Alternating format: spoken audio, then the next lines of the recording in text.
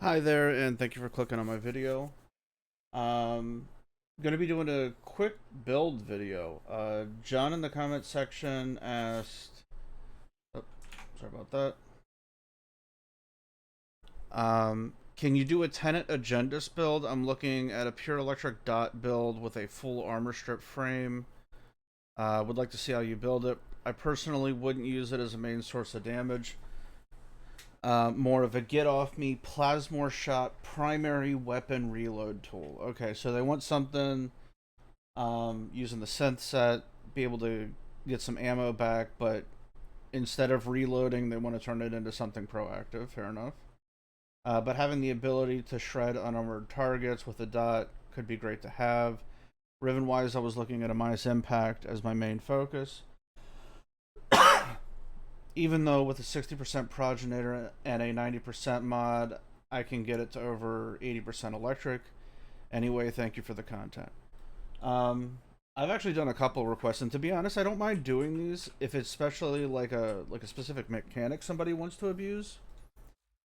Um, but I was messing around, and this build does a hell of damage. Um, because we're not going to be using combo because of how he wants to use it. I even brought up the Plasmor, right? This is my build for the Plasmor. Most of the time, just because it's a shotgun, you can swap pretty effortlessly with a toxin progenitor. This is a 60% or like a 59.8 or something like that. What is the progenitor on this? 59.8 toxin. So I can swap easily between corrosive, viral, and toxin dot. I even rolled a Riven for status and faction damage to Grenier and some crit damage on it. Not a great roll, but it's exactly what I need and worthy of stopping. Obviously, I could have done a negative. CC, multi shot would have been technically better. But just because of the Riven Dispo, you're not getting this over 100% anytime soon. So the reward for getting higher is what, like 2 times damage? Obviously, nothing to sneeze at, but we just can't achieve that right now because of the Riven Dispo. So, first thing I would say, John, is Prime Tactical Pump and Merciless is a thing to deal with your reload. There's a reason I'm running it on this. A 1.3 reload is definitely manageable. And with as powerful as the Plasmor is, I'll just show you some of the damage. I don't even feel like I need ammo mutation on it. It feels pretty stable. Hold on. Oh, hold on. Okay, so there's nothing that's buffing the weapon. Let me show you the frame build. Oh, I was using tempo. Okay. Um, pretty basic. It's the personalized build that I used um at the end of the Baruch build. The Baruch video that was really long. This is the one that I was using for the dot scaling. But there's no damage buff. I'm not using Avenger or anything like that. Easy enough. And I'm always a big fan of exporting the fire rate onto something else. So let's take a look at the plasmor damage this is built up. It's a toxin progenitor, 59.8. I wouldn't even say this is worthy of like valence fusioning it to get the extra 0.2%. I'm probably just going to leave this. But let's take a look at the damage.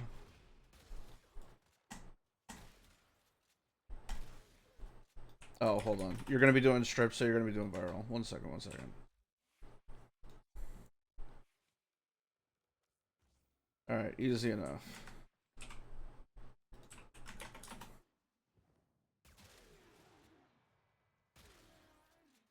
Alright, 200k, 700k, quarter mils, 930, 200 non crit, 263 non crit, 283 non crit, 1.6, 2.1.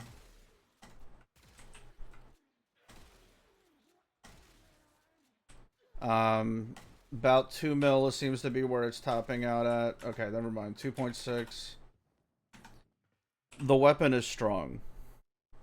And if you're dealing with tunnels in any way, shape, or form and able to AoE strip, this weapon is easily level cap viable if you're dealing with any sort of strip.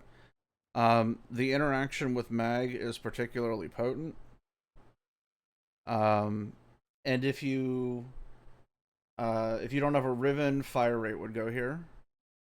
Or you could do more viral, more like another toxin dot.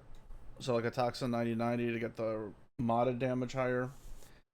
To help out that alpha. But it's just I like the Riven. I rolled it.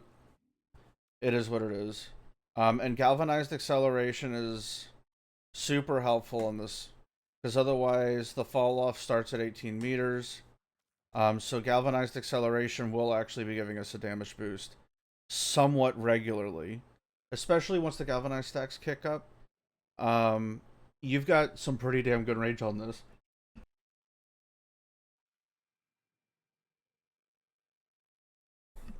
But this specific build is dealing with he wants an Agendus that, as he says, is a get off me weapon. So I came up with an idea that still did damage. Because frankly, the only thing. Okay, let's go over like core mods, right? So you want something. I'm guessing you want to use the projectile. So that's going to be heavy attack. And we're just going to stack the things that enhance heavy attack, right? So the thing that speeds up a heavy attack is wind up speed and the attack speed. Now, attack speed doesn't help you too much on this, admittedly. But the wind up definitely helps. That's where you're sort of charging the shield, right? And the stance can be whatever you want. But it still speeds up the animation, and it seems like you want to swap between the Plasmor, fire off like 1 or 2 rounds off the Agendus. And this is just going to help speed the process up, because it's going to be snappy, right? So this is going to be the core mods. And just for transparency, this is a magnetic Agendus. I do not have a pure electric Agendus, where the progenitor element is electric also. So the weighting is going to be a little dirty, but either way, we're going to mod for electric. We're going to do crit. We are not going to enhance the base damage any further. Not that it's going to need it. But we are going to build a little bit of crit damage just to sort of get the tier up so we can hit the higher tier crits. It's not going to be game breaker, but going from 24 to 76 is a 52 and change increase. Because it's a heavy attack, we're going to be using the corrupted mod, so we're going to be starting with tier like a 2x combo. So that's why we're going to use the Gladiator Might set. It's going to give us a little bit of extra crit, make hitting those oranges a little bit easier. But, okay, let's put that back on. And we're going to use Corrupt Charge to further increase our damage. And the last one is a flex slot. Technically, using a faction mod here will help. But since you're using this predominantly as a CC weapon, honestly, I was testing back and forth. There is a focused energy that's really nice for electric weapons, but it seems like you want to do damage with the electric proc itself, so we're going to go with the 60-60 Voltaic Strike. Just to be able to get some more scaling on the electricity, especially the dot, and it'll give us a decent shot, a 50-50 chance, well, a little less, of actually proccing it. But when it hits, I'm guessing you want it to do some damage. And it seems like it just is something like you said, like a get off me weapon. So the impact is actually pretty helpful. You mentioned you had a ribbon for it and you were rolling, I would watch. This is going to be one of those weapons where people have thought it's garbage, but it's actually a god tier weapon. Don't get me wrong, this is one of the best weapons in the game. And it's not even because of the heavy attack. It has a lot to do with the stance. Final Harbinger has a monster bonus damage weighting on this. It's the second highest in the game. Like it's high, I think it's higher than Sovereign Outcast, or is Sovereign Outcast number one? Either way, Final Harbinger is number two. So you're gonna do damage with it, regardless, almost regardless of the build. Um, so we're just gonna go for more status. We're not gonna try to stack Weeping or anything. Though I guess I can show you that build. It's gonna be pretty difficult to keep the combo counter alive though, if you do it. So let's get some baddies in here. We'll simulate a little bit.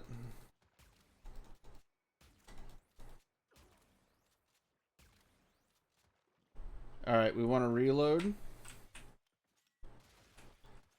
So we're getting oranges, 1,700 yellows, 3,200 oranges. Nothing to write home about. Armor strip. And all of a sudden, oranges are hitting for 700k, 500k, 340k. There was one for 958, 528. Yeah, we're over a mil.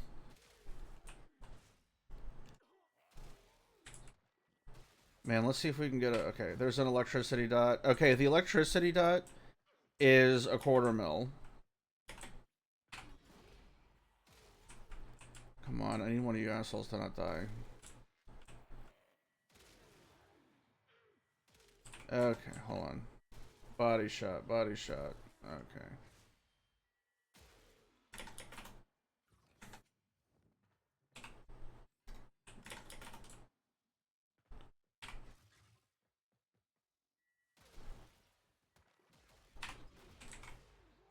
Alright, so the electricity's ticking for 200k, give or take. With viral, that would have boosted it up to about 800k. So even on its own, with this garbage build, you're still hitting for monster damage. Right? Hold on, let me see if I can actually... Okay, 420,000. I don't think that guy had enough stacks on him. Whoops, that guy did not get electricity proc. I need one without armor. Alright, 264 on a yellow crit on a headshot, right? So, respectable damage. I would say it's, especially if you're reliably armor stripping. Sorry, I need some coffee. If you're reliably armor stripping, the heavy attack on this weapon is frankly fucking insane. So it's up to you. If you want to do alternatives, one of the things you could do for even more damage is do Gladiator Might. And let's take a look at that real quick. Actually, they're already ready to go.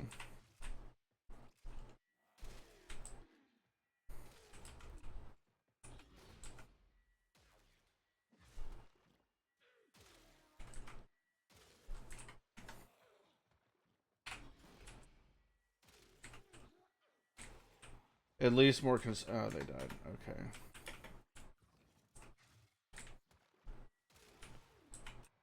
Yeah, it's about the same. I don't know. I'd go with the, because you're running Corrupt Charge. The damage just does jump around, and the Gladiator might, because I'm hitting headshots, the pressure point will do more damage on body shots, but the higher crit damage, because of the way headshots apply, would be more beneficial. So it's up to you. If you're doing body shots, go pressure point. If you're doing headshots, crit damage is the name of the game, right? So I hope this helps. It's some end game damage, especially if you're running full. Especially if you're running full armor strip. God bless you. Everything's a trash mob, and the electricity proc when it does hit is particularly nasty, especially with the additional modding on it. So this boosts the electricity as much as possible. It gives you the bonus on hit. So when you hit something, you're hitting for the damage of the heavy attack shield itself, plus the electricity dot, giving you a nice juicy hit. But it's going to show multiple instances of damage. Also with a nice little AoE, so you'll probably trash clear at the same time. Just watch the only downside to it is watch the spamming the heavies. Only the first part of it has the shield throw. Or I guess spam more, right? But the first one is the monster. So I hope that helps. Um, to be honest, I don't mind these questions where it's like a situation or something like that because I need to know these. Because frankly, this weapon is god tier. I'm not lying. It's fantastic. So yeah, I hope this helps. Uh, if you got any more questions, bring it on. Oh, and you could also do faction damage here. Now that I'm looking at it, you could do faction, and that would up your damage more. So, especially on the headshot, I think faction damage would do better here. But that's a little sweaty. So glad might for a generic build. If you really want to capitalize on the headshots, do faction. And that should get you into a couple mil. So, anyway. Thank you for watching my video. Thank you for the question, John. I hope this helped you guys, or was at least a helpful explanation with the basics of building, I guess, whatever this is, a get-off-me weapon. It's an interesting circumstance. I don't think I've ever built a weapon particularly to move enemies out of melee range, utilizing a mechanic that they have. Though, to be honest, you're probably just going to kill them. Especially if they're armor stripped. Like, as soon as you armor strip stuff, everything's a trash mob, right? So I guess death is the ultimate CC. But anyway, I hope this helps. Take it easy. Thank you for the suggestion again, John. Have a blessed day. Take it easy.